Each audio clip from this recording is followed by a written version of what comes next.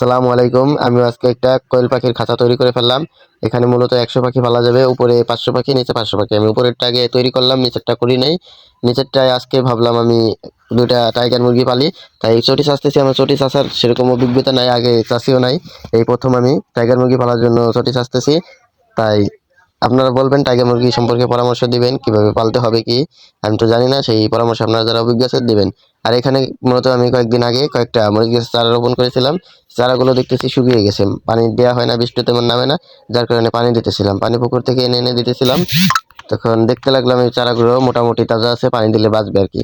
আর আমি একটা মরিচ গাছ লাগাইছিলাম, বোম্বাই মরিচ গাছ, সেই ভিডিওটা আপনাদের কাছে দিয়েছিলাম, অনেক মানুষই দেখছেন ভিডিওটা, অনেক মানুষই মাশাআল্লাহ সাড়া দিয়েছেন। আপনারা সাপোর্ট করবেন এরকম ভাবেই।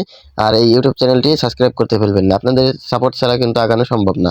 আর এখানে আমি একটা মরিচ গাছ লাগাইছিলাম, সেই বোম্বাই মরিচ গাছটা দেখেন মাশাআল্লাহ অনেক বোম্বাই মরিচ ধরছে। আপনারা মাশাআল্লাহ বলতে ভুলেন না, কারণ আপনাদের মাশাআল্লাহ না বললে আর কি বদনজর যেটাকে বলে সেটা আর কি লাগে, এটা বদনজর আমি বিশ্বাস করি। আর এই যে দেখতেছেন লাউ ধরছে, লাউ গাছে ভালো, এই যে আরো লাউ আছে, অনেক লাউ ধরছে। তো আলহামদুলিল্লাহ। তো এই লাউ গাছটার গুটিগুলো ভালো বের হয়েছে, গুটি নাকি বলেন জালি আর কি। এই জালিগুলো মাশাআল্লাহ অনেক জালি বের হয়েছে। এই লাউ গাছটার জাত কি সেটা আমি জানি না সঠিক, কিন্তু যে দেখেন এই লাউ গাছটার কত পরিমাণে গুটি বের হয়েছে, এগুলো যদি বাঁচে, আল্লাহ যদি বাঁচায়, তাহলে কতটা পরিমাণ লাউ হবে আপনারা কল্পনা করতে পারেন না। আর এই যে দেখতেছেন সেই টাইগার মুরগি বলছিলাম, 2টা টাইগার মুরগি কিনে আনছি। এই যে সেই টাইগার মুরগি দুটো, এটা কি আদার খায় সেটা আমাকে জানাবেন আপনারা যারা অভিজ্ঞ আছেন। আর এই যে সেই কোয়েল পাখিগুলো, এখানে 40 পিস কোয়েল পাখি আছে। আর আজকে ভিডিও এই পর্যন্তই। আল্লাহ হাফেজ, সকলে ভালো থাকবেন। টাটা।